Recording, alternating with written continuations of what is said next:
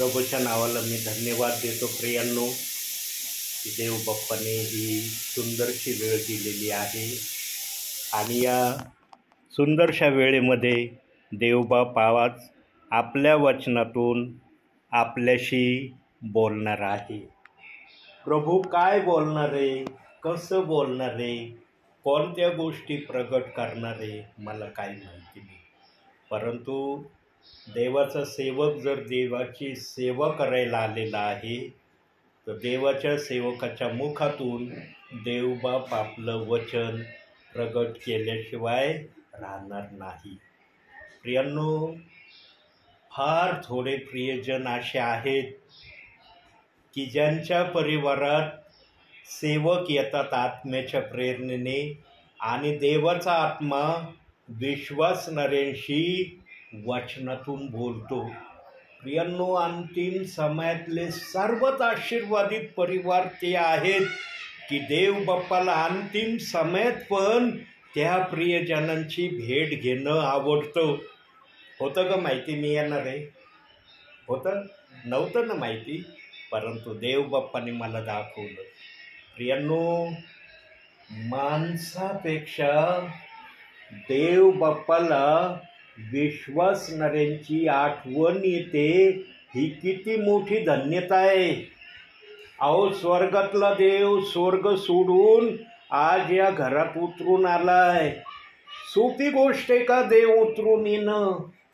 अहो, जगामध्ये देवाचं एखाद्या परिवारामध्ये उतरून येणं किंवा एखाद्या विश्वासणाऱ्याच्या जीवनामध्ये कार्य करण्यासाठी येणं, याच्यासारखा आशीर्वादाचा सांगा कोणता समय, कोणता आहे का एखादा समय याच्यापेक्षा आशीर्वादाचा?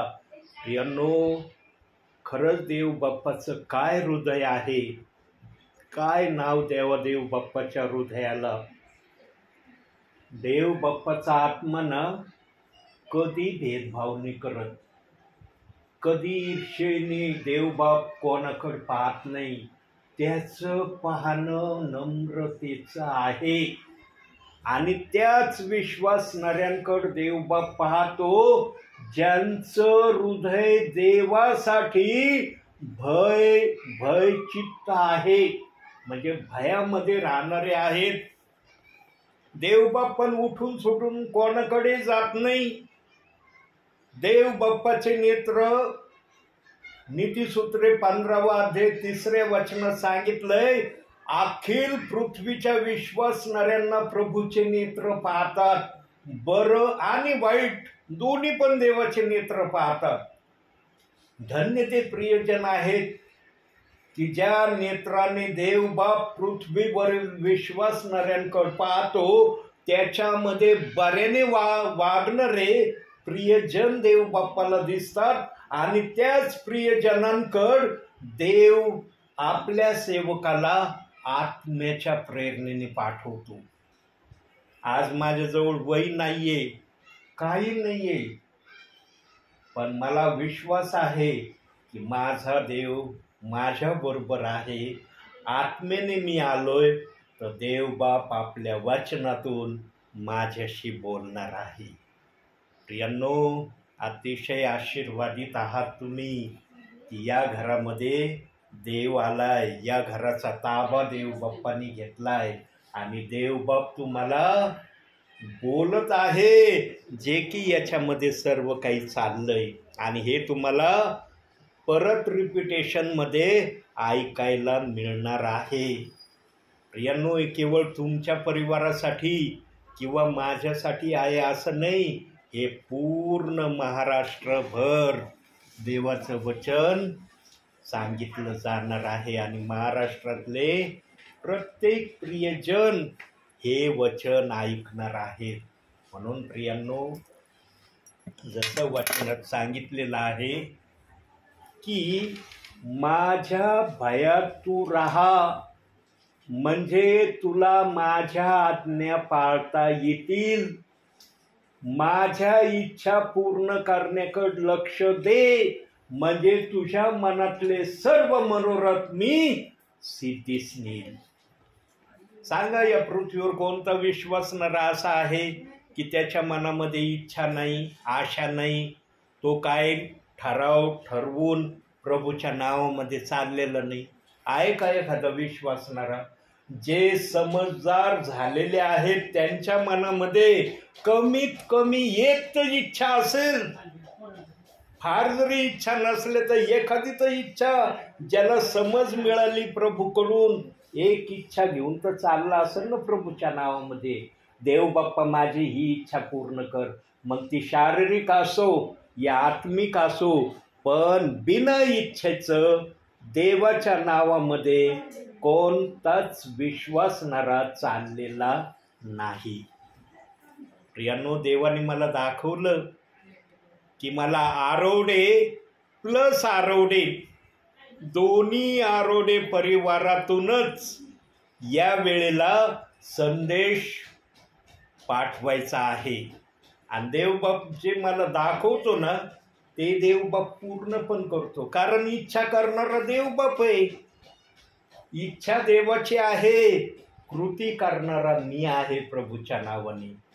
आज आरोडे आणि आरोडे दोन्ही आरोडे परिवारातूनच संदेश यूट्यूबला तुम्हाला ऐकायला मिळणार आहेत. यांनो, धन्य ते कान आहेत की ज्या कानांना देव बाप्पाचं वचन ऐकायची संधी मिळते. असे कित्येक विश्वासणाऱ्यांचे कान आहेत प्रियांनो, ते देवाचं वचन ऐकायला तरसत आहेत. ते अपेक्षा मनामध्ये करतात की आमच्याकड सेवकांनी यावं आणि आम्हाला वचन सेवा करावी. परंतु आजच्या या वर्तमान काळाचं मी सांगतोय प्रियांनो, मी भूतकाळाचं नाही सांगत, वर्तमान काळाचं सांगतो. आज काही विश्वासणाऱ्या परिवारांना देवाचं वचन ऐकायला मिळत नाही प्रियांनो. चर्चमध्येच त्यांना वचन ऐकायला मिळतंय.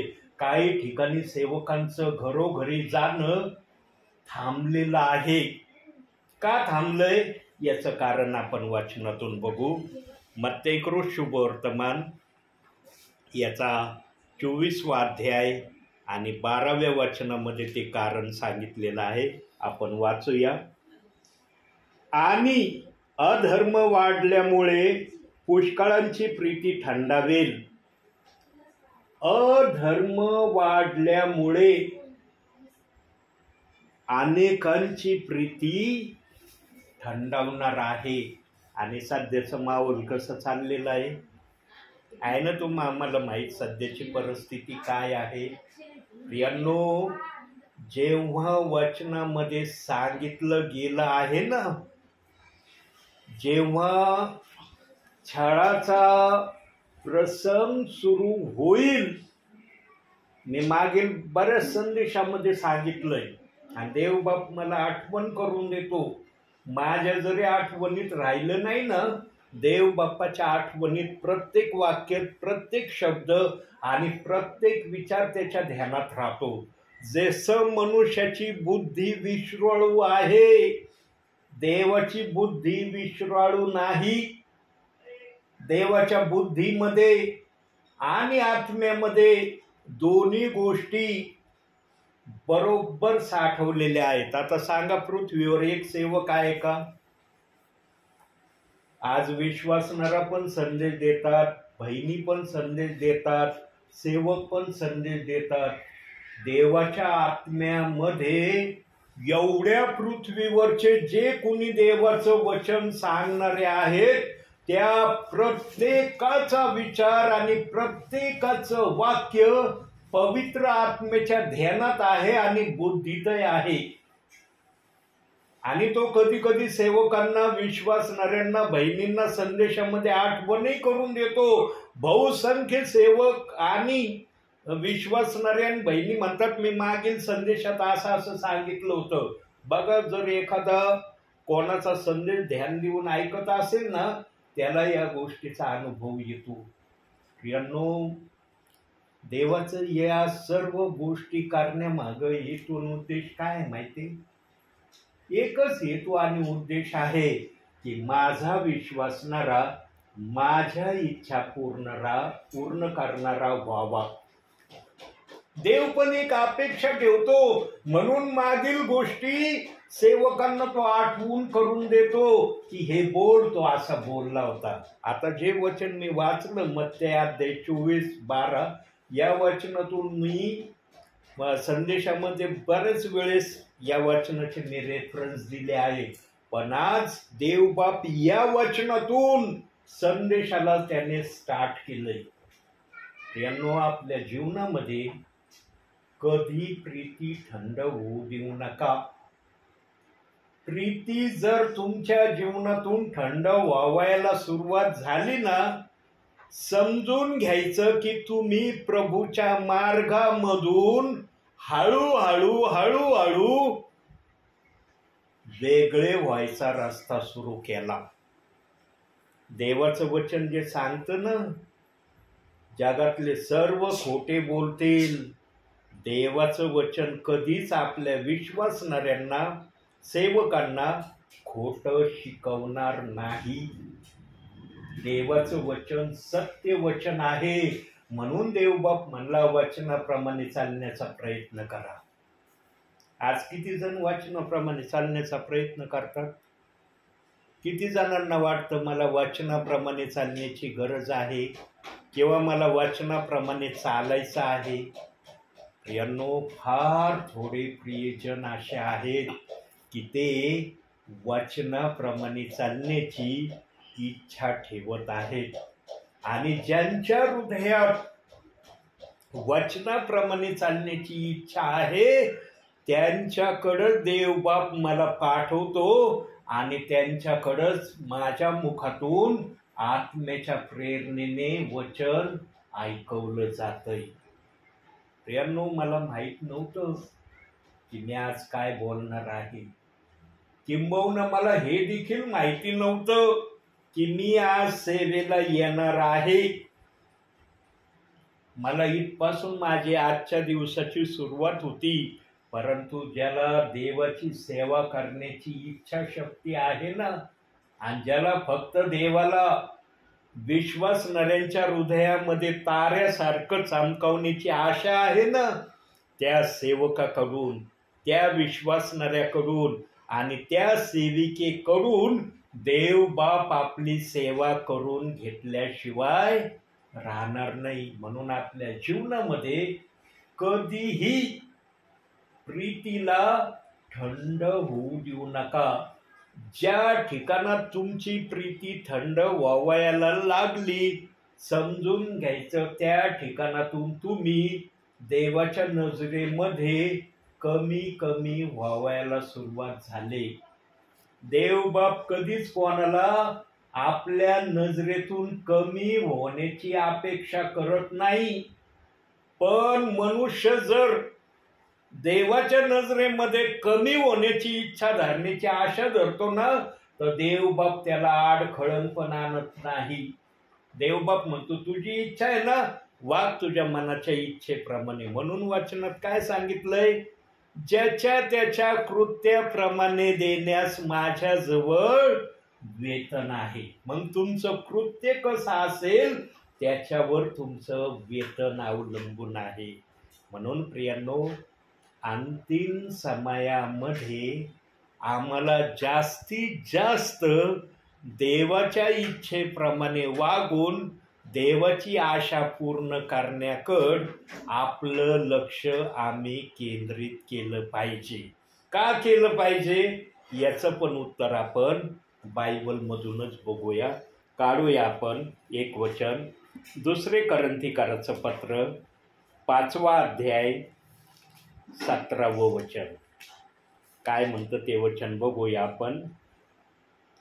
जर कोणी ख्रिस्ताच्या ठायी आहे तर तो नवी उत्पत्ती आहे, जुने ते होऊन गेले, पहा ते नवे झाले आहे. देवाने किती मोठा बहुमान आम्हाला दिलाय. ख्रिस्ताच्या ठायी आम्ही नवी उत्पत्ती झालो. जुनं आमचं जे काय होतं ते निघून गेलं असं देवाचं वचन सांगतं. जो देव आम्हाला नवी उत्पत्ती करण्याची अपेक्षा करतो त्याच्या मनामध्ये आमच्या विषयी काही ना काही आशा असन का नसन? पण काही विश्वासणाऱ्यांना वाटतं देवाला काय आशा नाही, देवाला काय लागत नाही माणसाकडून, देव फक्त देण्यासाठी आहे. ज्यांची धारणा अशी चालली ना देव देण्यासाठी आहे, त्यांना प्रभू कधीच जीवनामध्ये समजणार नाही. कारण प्रभू म्हणतो यांच्या डोक्यात फक्त प्रभू देणारा एवढं त्यांना माहित आहे, प्रभू घेणारा हे त्यांना माहितच नाही. प्रियांनो, 100मध्ये प्रभू जर 75% आम्हाला देणारा आहे ना, तर 25% का होईना प्रभू आमच्याकडून काहीतरी घेण्याची अपेक्षा करतो. त्याने घेण्यासाठी आम्हाला निवडलंय. म्हणून तो वचनात म्हणतो, योहान 15:16 वचनात, तुम्ही मला निवडले नाही तर मी तुम्हाला निवडले आहे, यासाठी की तुम्ही जाऊन फळ द्यावे. देवाला एकच अपेक्षा आहे सेवकांकडून, विश्वासणाऱ्यांकडून, की माझ्या विश्वासणाऱ्याने, माझ्या सेवकाने फळ दिलं पाहिजे. पण काही जणांना फळही समजत नाही. ते म्हणतात फळ म्हणजे काय, आम्हाला नाही कळत बाबा हे फळ म्हणजे काय. कारण प्रभूना कधी कधी रूपकामध्ये, कधी सांकेतिक भाषेमध्ये आपल्या वचनातून बोललेला आहे. फळ देणे म्हणजे काय, माझ्या राज्यामध्ये विश्वासणारे आणणारे तुम्ही बनावे. आणि मी बऱ्याच संदेशातून सांगितलेलं आहे की आपल्या भावी जीवनामध्ये कमीत कमी एक विश्वासणारा देवाच्या राज्यात आणण्याची तयारी ठेवा. इथपर्यंत देव बाप्पाने तुम्हाला आपल्या नावामध्ये निवडून ठेवलेला आहे. हा तुम्ही ते करणार की नाही करणार हे तुमच्यावर आहे. देवाने इच्छा ठेवली, पण इच्छा पूर्ण करायची का नाही करायची हे तुमच्या हातात आहे. म्हणून एदेन बागेमध्ये पाप झालं. देवाने इच्छा ठेवली होती एदेन बागेमध्ये, आदामा ते फळ खाऊ नको मधल्या झाडाचं, पण आदामाने ऐकलं नाही. आदाम म्हणला नाही, माझ्या पत्नीचं ऐकणं जास्त महत्वाचं आहे. जाऊ दे, आज्ञा मोडली तरी काही होणार नाही, कारण मी परमेश्वरा समान होणार आहे. आदामाला पण काय मोह निर्माण झाला, मी परमेश्वरा समान होणार आहे. म्हणून परमेश्वराने सगळ्या बागेतले फळं खाण्याची परवानगी दिली, पण एका झाडाची परवानगी खाण्याची आम्हाला परवानगी का नाही दिली, कारण त्या झाडामध्ये एवढा मोठा आशीर्वाद आहे आणि हा आशीर्वाद आम्हाला मिळावा नाही. म्हणून प्रभू मला म्हणला असं कदाचित, मधल्या झाडाचं फळ खाऊ नको. आणि जेव्हा हव्वेने आदामाला भुलवलं आपल्या शब्दाने, आदाम भुलवला गेला आणि त्याने फळ खाल्लं. आणि फळ खाल्ल्यावर काय झालं ते तुम्ही आम्ही या समयात अनुभवतो. प्रियांनो, देव इच्छा ठेवतो, पण देवाची इच्छा पूर्ण करणारे थोडे प्रियजन आहेत. आणि जे थोडे प्रियजन देवाची इच्छा पूर्ण करणारे आहेत ना, त्यांच्याकडे देव बाप आपल्या सेवकाला पाठवतो. देव बाप पण सेवकांना उठून सुटून कोणाच्या घरात जा म्हणत नाही. जे देवाच्या भयामध्ये देवाच्या इच्छा पूर्ण करण्याकडे आपलं लक्ष देतात, त्यांच्याकडे देव बाप म्हणतो, जा माझ्या दासाच्या परिवारात, सगळे मार्ग मी मोकळे केलेत, तिथं काही अडचण येणार नाही, कारण तुझ्या जाण्या अगोदर माझा आत्मा त्या घरामध्ये आहे. माझा आत्मा तुझी येण्याची वाट बघतोय की माझा सेवक केव्हा या घरामध्ये येईल. प्रियांनो, देवबाप सगळी व्यवस्था करतो, तेव्हा सेवकाला म्हणतो जा त्या घरामध्ये. आणि मी जी प्रभूची सेवा करतोय प्रियांनो, देव बाप्पाने मला जे ठिकाण दाखवलं ना, त्याच ठिकाणी मी सेवेला जातो. ज्या ठिकाणी देव बाप्पांनी दाखवलं नाही त्या ठिकाणी मी सेवेला जात नाही. परवा बघा, बबलू ब्रदरांच्या इथं प्रेयरला होतो आणि इतका सुंदर मेसेज त्या घरामध्ये आलाय. तो संदेश रेकॉर्डही झालाय. त्याला विषय पण आज दुपारी देव बाप्पांनी मला दिला विषय, कारण परवा संदेश रेकॉर्ड झाला, देव बाप्पांनी मला विषय द्यायला उशीर लावला. म्हणलं देव बाप्पा तू जोपर्यंत विषय देणार नाही तोपर्यंत हा संदेश डाउनलोडला जाणार नाही. मी माझ्या मनाच्या बुद्धीने कोणताही विषय या संदेशाला देणार नाही. तू जो विषय देशील त्याच विषयाने हा संदेश डाउनलोडला मी टाकणार आहे. दुपारी मला देव बाप्पांनी दाखवलं, परंतु मन जड केलं देव बाप्पांनी दुपारी. आत्ता विषय दिलाय, आत्ता नाही टाकायचं. मी सांगन त्यावेळेला हा संदेश डाउनलोड करायला टाकायचं. माझी इच्छा नाही की तू दुपारी हा संदेश डाउनलोडला टाकावा. आणि मग वाट बघत बसलो. म्हटलं ठीक आहे देव बाप्पा, तू ज्या वेळेला म्हणशील ना हा संदेश डाउनलोडला टाक त्याच वेळेला मी डाउनलोडला टाकीन. आणि संध्याकाळ झाली, जवळजवळ 6:15 वाजले, 6:20 झाले. मी म्हणलं आज काय मला देव बाप कुठं सेवेला पाठवणार नाही. आता माझ्याजवळ वेळच वेळ आहे.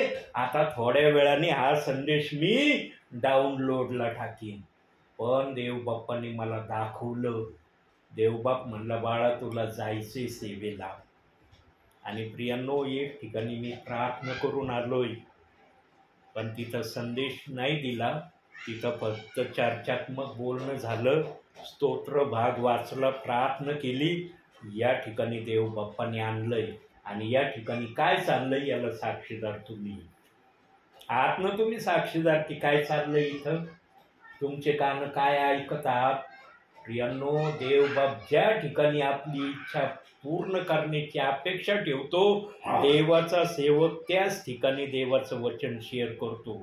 ज्या ठिकाणी देव बाप्पाला वाटतं ना आज या ठिकाणी मला वचनातून थोडं बोलण्याची इच्छा नाही, त्या ठिकाणी सेवक बोलत नाही. पण त्या ठिकाणी देवाची सेवा केल्याशिवाय पण सेवक राहत नाही. प्रियांनो जशी देवाची इच्छा असेल तसं मी देवाचं कार्य करतो, हे मला थोडक्यात सांगायचं आहे. आणखी एका वचनाकडे जाऊया प्रियांनो, अति महत्त्वाच्या वचनाकडे. 2 कोरिंथीकराचंच पत्र 13वा अध्याय आणि 5व्या वचनाकडे आपण लक्ष देऊ. तुम्ही विश्वासात आहात किंवा नाही याविषयी आपली परीक्षा करा. आपली प्रतीती पहा.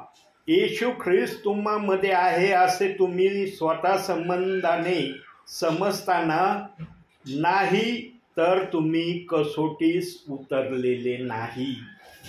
प्रियांनो जीवनामध्ये आम्हाला कसोटीस उतरावा लागल असं देवाचं वचन आम्हाला शेवटच्या भागामध्ये सांगतं. मग कसोटीस उतरण्याच्या वेगवेगळ्या प्रक्रिया आहेत. त्या प्रक्रिया देवबाप आम्हाला बोलून दाखवणार नाही. आमच्या जीवनामध्ये तशा प्रक्रिया येतील त्यावेळेला आम्ही कसोटीस उतरलेले आहोत किंवा कसोटीस न उतरलेले आहो हे आम्हाला कृतीने देवबाप्पाला करून दाखवायचं आहे. बोलून नाही दाखवायचं, करून दाखवायचं. योबावर दुःख आलं ना, योबाने ते दुःख सहन केलं. इतकं सहन केलं शेवटी देव बाप्पाला दया आली योबाची आणि तो सैतानाला म्हणला पुरे झाला, आता योबाची कसोटी घेणं बस. याच्या पुढे आता तुला योबाची मी परीक्षा घेऊ देणार नाही. जेव्हा योबाच्या संपूर्ण शरीरामध्ये किडे खायला लागलं ना, त्याचे मांस कुरताडायला लागले, त्यावेळेला देव बाप्पाने योबावर दया केली. पण वचनामध्ये पुढं मागं देव बाप्पाचं वचन देव बाप्पांनी ठेवलंय. 30व्या अध्यायामध्ये तो शब्द दिलाय आणि 42व्या अध्यायामध्ये योबावर डबल आशीर्वाद येण्याच्या प्रक्रिया दाखवल्यात. देवबाप पुढचं मागचं पुढं किंवा मधलं सुरुवातीला कसं पण देवाने देवाचं वचन या बायबलमध्ये ठेवलंय. का ठेवलंय? कारण देवाला आपली इच्छा पूर्ण करायची आहे. देवाने हे वचन लिहिलंय ना त्याच्या इच्छा पूर्ण करण्यासाठी लिहिलंय, मनुष्याच्या इच्छा पूर्ण करण्यासाठी नाही. हा मनुष्याच्या इच्छा देवबाप पूर्ण करतो हे वचनात दिलंय, पण देवाने ठरवलेल्या इच्छेप्रमाणे आमच्या इच्छा भावी जीवनात पूर्ण होतात. म्हणून देवबाप म्हणला, चैनीचं मागू नका प्रार्थनेमध्ये. चैनीचं मागताना तुम्हाला नाही मिळणार ते. तुम्ही किती प्रार्थना करत राहिले, घंटो गुडघ्यावर येऊन तुम्ही चैनीसाठी मागितलं ना, ती व्यर्थ बडबड मी समजन तुमची. प्रभूला प्रार्थना पण ती आवडते प्रियांनो, जी प्रार्थना प्रभू मान्य करतो.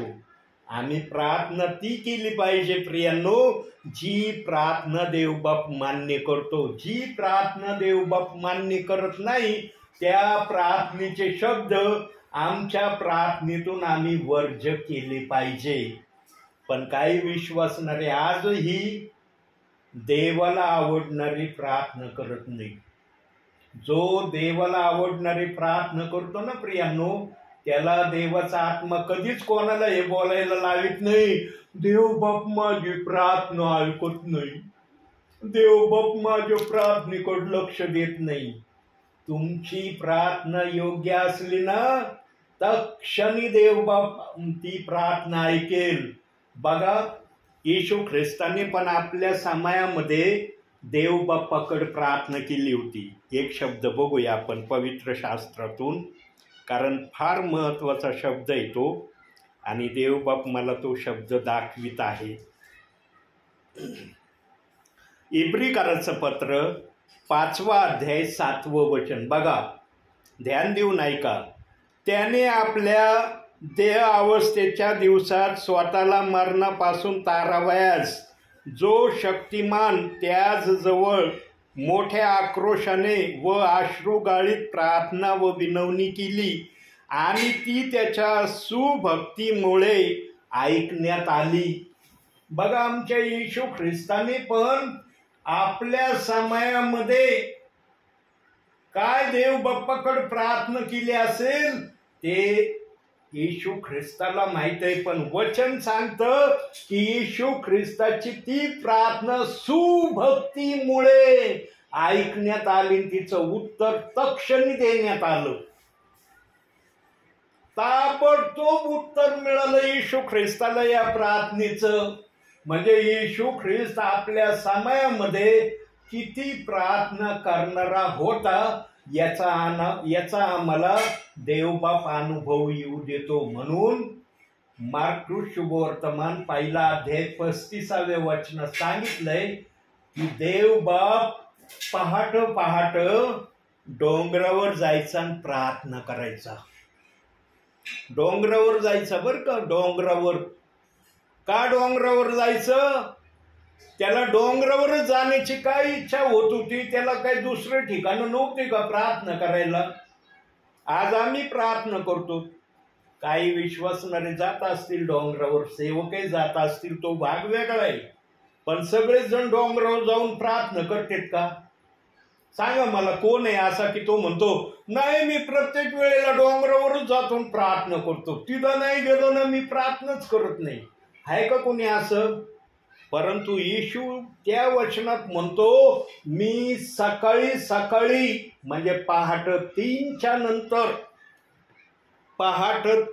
नंतर येशू ख्रिस्त डोंगरावर जायचा आणि प्रार्थना करायचा. का बरं येशू डोंगरावरच जात होता?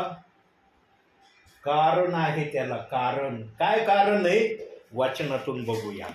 काढूया मत्तेय शुभवर्तमान 8वा अध्याय 20व्या वचनात त्याचं कारण दिलंय. वाचूया आपण ते वचन. 8वा अध्याय 20वं वचन. येशूने त्याला म्हटले, खोकडास बिळे व आकाशातील पाखरास कुटी आहेत, परंतु मनुष्याच्या पुत्राला डोके टेकवावयास ठिकाण नाही. बघा, आमचा येशू ख्रिस्त आपल्या भावी जीवनामध्ये अशा प्रकारे पित्याची इच्छा पूर्ण करण्यासाठी आला. पाखरस घरटे होते, सशास बिळे होती, परंतु येशूला डोकं टेकवायला जागा नव्हती, म्हणून तो डोंगरावर जायचा आणि तिथं प्रार्थना करायचा. येशू ख्रिस्त डोंगरावर जायचं आणि 2 मिनिटाची प्रार्थना करून नव्हता येत प्रियांनो. कुठेच वचनात लिहिलं नाही येशू ख्रिस्त डोंगरावर जायचं आणि 2च मिनिटं प्रार्थना करायचं लगेच यायचा. आजचे काही विश्वासणारे असे झालेत प्रियांनो, त्यांना फक्त 2 मिनिटाची प्रार्थना मानली. ब्रदर, 2 मिनिटाची प्रार्थना असली ना आम्हाला खूप छान वाटते, खूप आवडते, आम्ही फार प्रीती करतो त्या प्रार्थनेवर. आणि मोठी असली तर, मोठे असल्यावर झोप येते मग आम्हाला. जाऊ दे यांची, चलू दे प्रार्थना, आपण जरा जाऊ दुसऱ्या दुनियामध्ये, झोपेच्या दुनियात जाते. मग इकडं प्रार्थना करणारा आम्ही नाही म्हणतो, त्यांना कळत नाही आमीन झालाय म्हणून. मग जेव्हा दुसऱ्यांच्या हालचाली बघते तर अरे आमीन झालाय, मग डोळे उघडीते. हे मी प्रत्यक्षात अनुभवलंय. मी कोणाच्या सांगण्याने हे सांगतोय असं नाही, मी अनेक ठिकाणी या गोष्टीचा अनुभव घेतला प्रियांनो. आता प्रार्थना विषय निघला म्हणून सांगतो.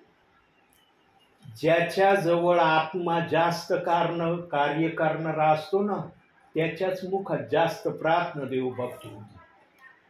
ज्याच्याजवळ आत्मा थोडा शिरकाव केलेला असतो ना, थोडा बसलेला असतो अंतःकरण, तो छोटीच प्रार्थना करतो. आता तुम्हाला प्रार्थना छोटी करणारं बनायचंय का मोठी करणारं बनायचंय? येशू ख्रिस्त 3ला प्रार्थना करायचा डोंगरावर जाऊन, तर सकाळ उजेडेपर्यंत तो प्रार्थना करायचा. उजडायचं पूर्णपणे. आणि पूर्णपणे कधी उजडतं माहितीये? कधी आम्हाला कळतं पूर्णपणे उजड आहे? जेव्हा दिवस मोठा असेल ना, त्या काळातला अनुभवाचं सांगतो तुम्हाला. आता दिवस आपला मोठा होत चाललेला आहे. 5:30 नंतर तुम्ही बघा, पूर्णपणे उजळलेलं तुम्हाला दिसन. काही दिवसानंतर, मार्च महिन्यानंतर बघा, 5:30 वाजले ना, असं वाटून जणू काय 7 वाजले.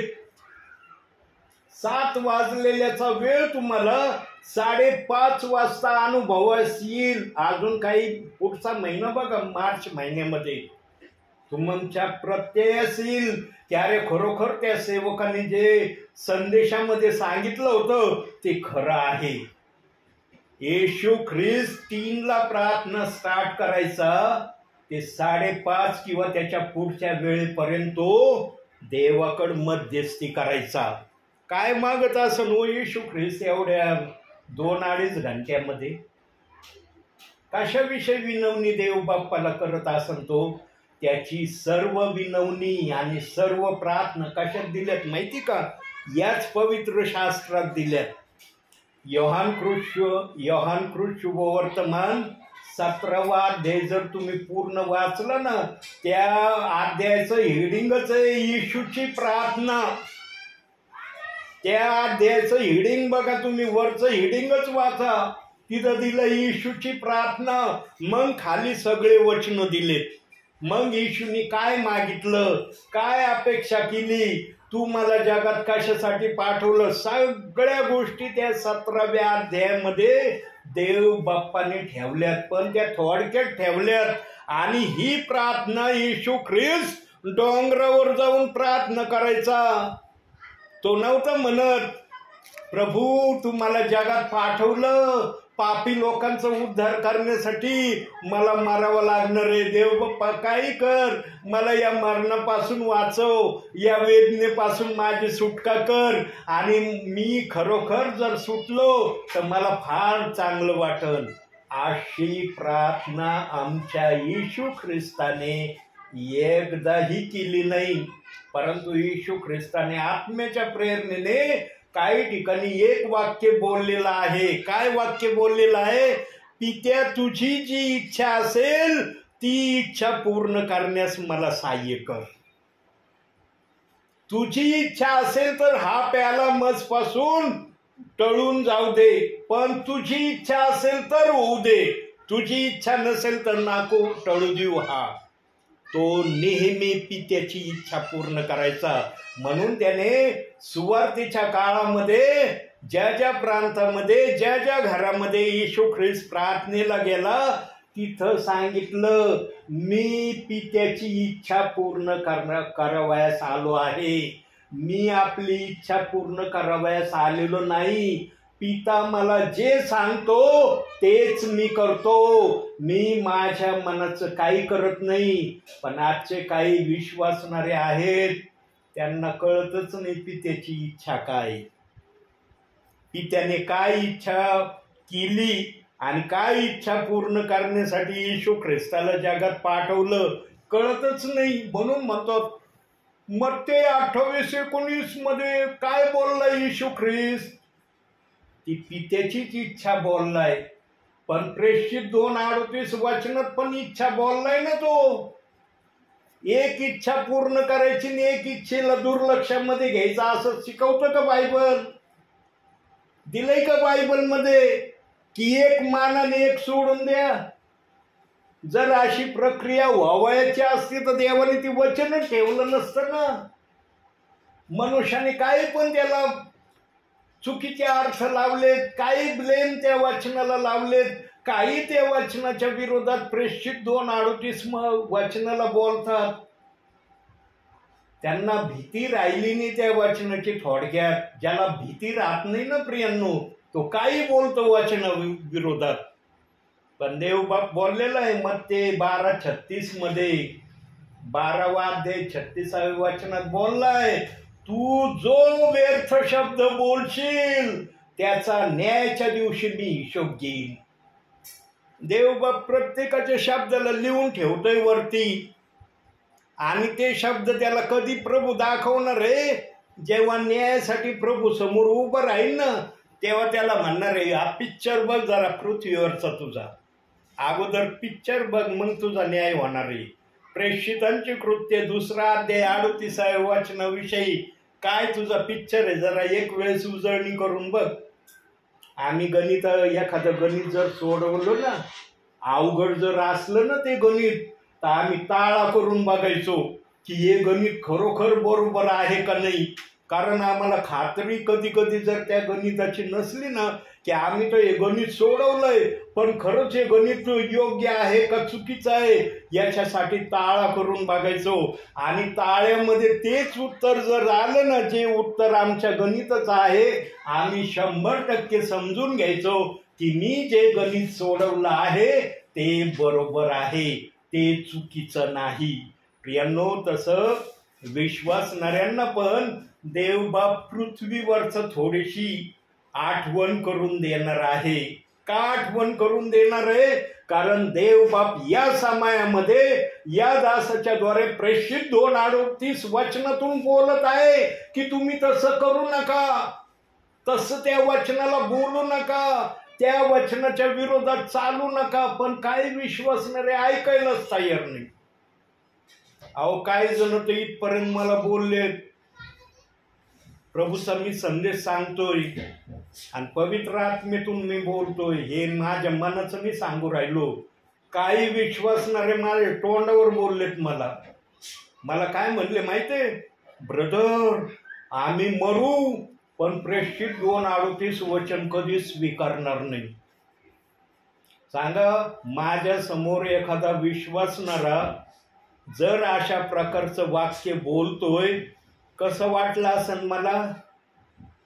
मला जर ते चांगलं वाटलं नसेल तर ज्या देवाने मला त्या परिवारात सेवा करायला पाठवलंय त्या देवाला कसं वाटलं असेल तिथं?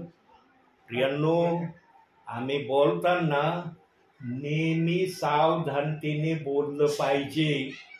आज काही विश्वासणाऱ्यांना ना सेवकांचं भय राहिलेलं नाही. ज्याला सेवकाचं भय राहत नाही ना, तोच असं बोलण्याची हिंमत करतो. ज्याला सेवकाचं भय असतं ना, बघ काही सेवकांसमोर विश्वासणारे बोलण्याची हिंमत नाही करत बरं का. पण काही सेवकांसमोर ना बिंदास, अहो नको ते बोलायला सुरुवात करतात. का करतात? कारण त्यांना त्या सेवकाचं भय राहिलेलं नसतं. त्यांना वाटतं काय नाही, हे येतात नाही आमच्याकडे, जाऊ दे, यांना काही बोललं ना काही फरक नाही पडत, हे पुढच्या वेळेला येणारच आहेत आमच्याकडं. प्रियांनो, मला देव पाठवतो म्हणून मी जातो. मला देवाने पाठवण्याचं बंद केलं ना, कशाला जाऊ मी? काय माझं अडलंय तिथं जाण्यासाठी? तुम्ही कुठं जा, कुठं राहा, काय होऊ दे तुमचं, त्याच्यात काय माझा फायदा तोटा आहे का? माझा काही लाभ आहे का त्याच्यात? विश्वासणाऱ्यांना आज हे समजू राहिलेलं नाही. कारण माझ्याविषयी तर काही विश्वासणाऱ्यांच्या मनामध्ये अशी खूनगाठ झालेली नाही. या ब्रदरांना काही बोला, हे आल्याशिवाय राहणार नाही. पण काही ठिकाणी देव बाप्पाने मला असं बंद केलंय ना, आता त्यांचे फोन मला येत आहेत, ब्रदर पूर्वी तुम्ही फोन न करता येत होते, पण आज किती महिने झाले आमच्याकडे आले नाही. त्यांना पण मी सरळ सरळ भाषेत सांगितलं, मी लपवित नाही. फोनवर मी पण सरळ सरळ बोलून मोकळं होतो. त्यांना मी एकच वाक्य बोलतो, देव बाप्पाला तुमची आठवण येत नाही म्हणून मी येत नाही. देव बाप्पाला आठवण येऊ दे, मी आल्याशिवाय राहणार नाही. माग येत होता, आता का नाही येऊ राहिलो, कारण देव बाप्पाला तुमचा कंटाळा आलाय. आता देव बाप म्हणतो कशाला माझ्या सेवकाला पाठवू, ते जर माझा काय आदर सन्मान करण्याची इच्छा ठेवत नाही. प्रियांनो, जीवनामध्ये देवाला इतकं निराश करू नका की देव बाप तुमच्या घरात यायला बंदी करीन. आणि सेवक जो आत्मेने येणारा असतो ना, तो देवाच्या इच्छेने येणारा असतो. बघा, तुम्ही घरात नव्हते, होते का घरामध्ये? नव्हते ना घरामध्ये, तरी देव बाप्पाचा आत्मा मला म्हणला, त्यांचा मुलगा आहे ना, मुलापासून स्टार्ट कर स्टार्ट तू. मला नव्हतं माहिती तुम्ही येणार आहे. मी फक्त मुलाला म्हणलं, पप्पा किती वेळ झालं बाहेर गेले? ते म्हणे बराच वेळ झाला, येत असते म्हणे. असं बोलला तुमचा मुलगा. आणि म्हणलं मग सुरू करायचं का आपण? म्हणे करा सुरू. आणि मी 5ही मिनिटं बोललो नाही, 3च मिनिटाचं बोलायला आरंभ केला, तुम्ही लगेच आले. कारण देवाच्या आत्म्याला माहित होतं मी पाठवणार आहे माझ्या विश्वासणाऱ्याला, म्हणून सेवकाला बोलण्याची प्रेरणा दिली. न तर एखादा सेवक असताना, अरे काय नाही राव, मुलगा आहे, चला जाऊ दे, कशाला थांबायचं, येऊ पुढच्या वेळेला, आज नाही जमलं पुढच्या वेळेला. प्रियांनो, देवाला ज्या समयात देवाचा सेवक देवबाप पाठवतो ना, त्या समयामध्ये देव बाप्पाला आशीर्वाद देण्याची इच्छा असते. सेवकाने फक्त ओळखलं पाहिजे की देवाची इच्छा काय. कधी कधी ना सेवक आपलीच इच्छा पूर्ण करण्याची इच्छा ठेवतात, म्हणून काही ठिकाणी सेवक नाही ना, आज ती सेवा नाही झाली, मी गेलो बरं का, पण सेवा नाही झाली. का नाही झाली बाबा? देवाने का तुला वेळ घालवायसाठी तिकडं पाठवलं होतं का? जा वेळ घालवून ये. कधी कधी सेवक आहे ना, देवाची इच्छा पूर्ण करण्याच्या इच्छेमध्ये येत नाही, म्हणून सेवक असं बोलतात. प्रियांनो, नेहमी देव बाप कोणत्याही सेवकाला, कोणत्याही विश्वासणाऱ्याला, कोणत्याही सेविकेला जर सेवा करायला पाठवतो ना, तो सेवा करून घेतो. हा 1-2 ठिकाणी देव बाप्पाच्या आत्म्याला वाटतं, चला आज केवळ प्रार्थना करण्याच्या हेतूने मी माझ्या दासाला पाठवितो, आणि तसे उद्गार सेवकाच्या मुखातून निघतात. हा देवबाप परिस्थिती दाखवतो, बघ बाळा ही परिस्थिती, आता इथं वचन देणं शक्य आहे का, म्हणून प्रार्थना कर आणि लवकर निघ. काही ठिकाणी होतं देवबाप करतो असं, मी नाही म्हणत, पण देवबाप सर्व ठिकाणी असं करण्याची अपेक्षा करत नाही. कारण देवाला या अंतिम समयामध्ये आपल्या विश्वासणाऱ्याला वचनाच्या मान्यने तृप्त करायचंय. आणि प्रियांनो, भावी जीवनामध्ये कधीही वचनाला दोष लावणारे बनू नका. कधी भावी जीवनामध्ये ही प्रक्रिया करण्याची अपेक्षा ठेवू नका की मी वचनाला दोष लावणार आहे. प्रियांनो, फार प्रभूचं हृदय कळवळतंय बरं का. जे विश्वासणारे देवाच्या वचनाला जाणून बुजून दोष लावित आहेत, जो दोष लावण्याची परवानगी देवाच्या आत्म्याने दिली नाही, पण विश्वासणारा सेवक वचनाला दोष लावतोय, कसं वाटत असन प्रभूला? कसं वाटत असन? आनंद होत असन का प्रभूला? प्रभू म्हणत असन का त्यांना, हे दोष लावण्यासाठीच मी ठेवलंय वचन, बिंदास तू दोष लावित राहा, मला फार आनंद होतोय तू दोष लावतोस? कदापिही देवाला आपल्या वचनाला दोष लावलेलं आवडणार नाही. म्हणून या दासाला अंतिम समयात पण देवबाप सेवा करायला पाठवतोय. प्रियांनो, माझ्याजवळ पुष्कळ परिवार आहेत, असं नाही की माझ्याजवळ परिवार नाहीत, परंतु ज्या परिवारात माझा प्रभू जाण्याची इच्छा ठेवतो त्याच परिवारात मी सेवेला जातो. ज्या परिवारात देवबाप जाऊ इच्छित नाही ना, तिथं मग मी जात नाही. कधी कधी महिनाभर पण जात नाही, दीड महिना जात नाही, काही परिवारात तर 3 महिने माझं जाणं होत नाही. आणि मग जेव्हा 3 महिन्यानंतर एखाद्या विश्वासणाऱ्या परिवारात गेलो ना, ब्रदर एवढे महिने झाले आले नाही, आज आले तुम्ही, तेव्हा माझं वाक्य एकच असतं, आज देवबाप्पाला आठवण झाली तुमची म्हणून मी आलो. प्रियांनो, दासाजवळ बोलण्याचा शब्द देव देतो तेव्हा सेवेला पाठवतो. म्हणून अंतिम समय चाललेला आहे प्रियांनो. अंतिम समयामध्ये तरी देवाची इच्छा पूर्ण करण्याकडं आपलं लक्ष ठेवा. आणि तुम्ही देवाच्या विश्वासात आहात किंवा नाही याची प्रतीती प्रत्येक वेळेला आपल्या जीवनामध्ये ठेवा. माझं वागणं देवाच्या इच्छेप्रमाणे आहे का? देवबाप मला जे सांगतो ते मी करण्याची इच्छा पूर्ण करतो का? प्रियांनो, हीच एक शेवटची संधी विश्वासणाऱ्यांना देवबाप्पाने उपलब्ध करून दिलेली आहे की विश्वासणाऱ्यांनी आता तरी देवाचं वचन विश्वासाने ऐकावं आणि विश्वासाने त्या वचनाप्रमाणे चालावं. का आलाय प्रभू तुमच्या घरात? बघा, जवळपास 46 मिनिटाचा संदेश रेकॉर्ड झालाय. किती मिनिटाचं बोलणार होतो म्हणलं बाळा मी? 15 मिनिट म्हणलो होतो ना? 15 मिनिट का ज्याला म्हणलो होतो? 15 मिनिट म्हणलो होतो ना. बघा देवबाप किती वेळ बोलतोय. म्हणून सेवक आपल्या इच्छेने येत नाही, सेवक आत्म्याच्या प्रेरणेने येतो. आत्म्याला जे करायचं असतं ना ते सेवकाकडून करूनच घेतो. आणि जे सेवक असं करण्याची तयारी दाखवतात ना, देवबाप त्यांना सेवेला पाठवितो. देवबाप कुणाला नाही पाठवितो, उठन घे बायबल आणि जा तिकडं. जे देवाची इच्छा पूर्ण करणारे आहेत त्यांना देवबाप म्हणतो जा त्या ठिकाणी सेवेला. आणि मला देवबाप ज्या ठिकाणी जा म्हणन त्याच ठिकाणी मी सेवेला जातो. मग रस्त्याने मी देवबाप्पाला म्हणतो, देवबाप्पा तुझी इच्छा असेल प्रार्थनेच्या द्वारे त्या विश्वासणाऱ्याची भेट घे, तुझी इच्छा असेल वचनाच्या द्वारे त्यांची भेट घे. आणि जेव्हा मी परिवारात येतो पाणी वगैरे घेतल्यावर मग देवबाप मला दाखवतो तुला आज काय करायचं आहे. आणि मला देवबाप जे करायला सांगतो ते मी केल्याशिवाय राहत नाही. म्हणून प्रियांनो, अतिशय स्वतःला धन्य समजा की देवबाप आम्हाला भेटायला येतोय. अहो, स्वर्ग सोडला त्याने तुमच्यासाठी. स्वर्गातला हालेलुया, प्रेज द लॉर्ड, जय घोष, जय जयकार सोडा. आणि त्याचा आत्मा या ठिकाणी आला आहे. देवाचा आत्मा या ठिकाणी आहे म्हणून हा दास शरीराने या ठिकाणी आला आहे. दिसती कुठली वही आहे का? वही बायबल शिवाय आहे का दुसरं काही माझ्याजवळ? जे पण वचन देवबाप दाखवतोय ते वचन मीच काढतोय आणि वाचतोय का नाही? आज तर वही देखील देवबाप्पाने मला काढू दिली नाही. देवबाप म्हणला काढू नको, राहू दे तिथंच.